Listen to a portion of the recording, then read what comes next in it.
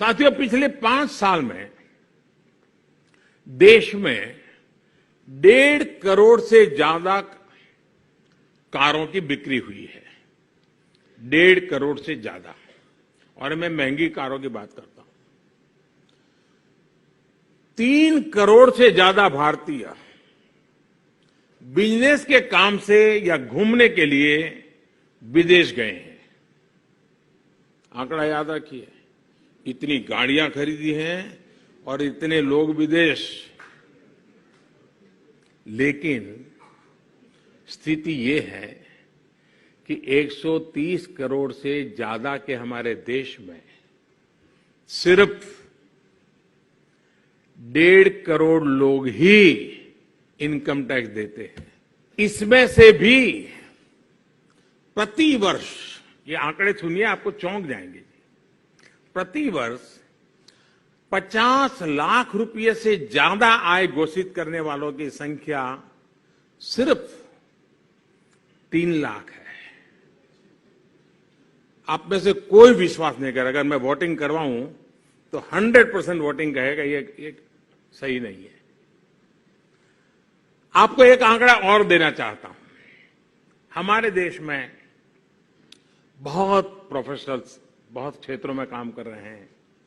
Scientist होंगे, engineers होंगे, doctors होंगे, वकील होंगे, चार्टर्ड अकाउंटेंट होंगे, पूरा बॉलीवुड होगा।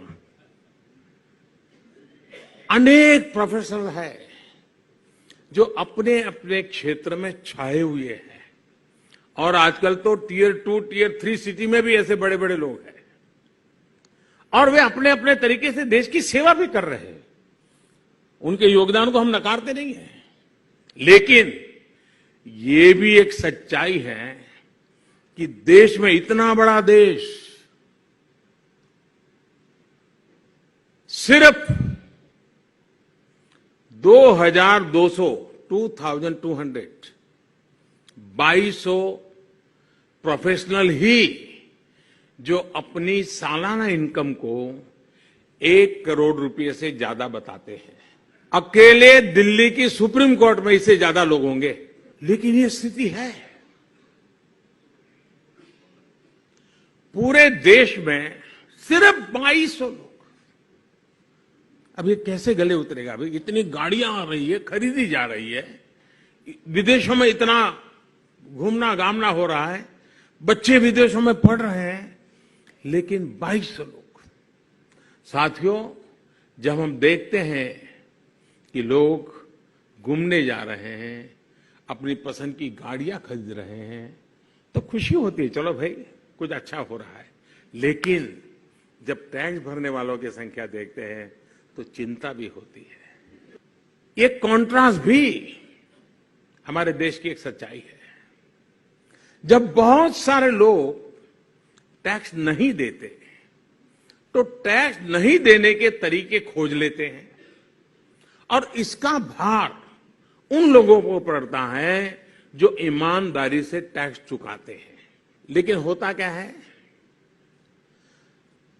आज प्रत्येक भारतीय से मैं इस विषय में जरूर मैं चाहूंगा कि देश आत्ममंथन करे, सोचे